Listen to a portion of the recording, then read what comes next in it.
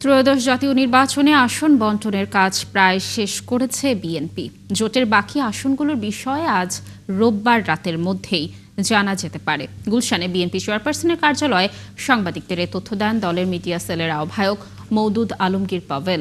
তিনি জানান, গুলশানের কার্যালয়ে প্রথমবার এসে কিছু দাপ্তরিক কাজ করেন বিএনপির ভারপ্রাপ্ত চেয়ারম্যান তারেক রহমান। এ সময় তিনি ঢাকা ১৭ আসনে নির্বাচন কোঅর্ডিনেশনের দায়িত্ব বণ্টন করেছেন।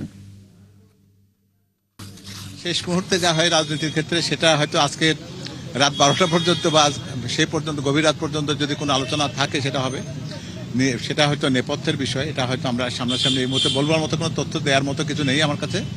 আর জোট তো ইতিমধ্যে যা হয়েছে আপনারা জানেন যে আমাদের জোট সঙ্গীতের মাঝে মোটামুটি আমরা আমাদের আসন বণ্টনের কার্যক্রমটা প্রায় শেষ হয়েছে।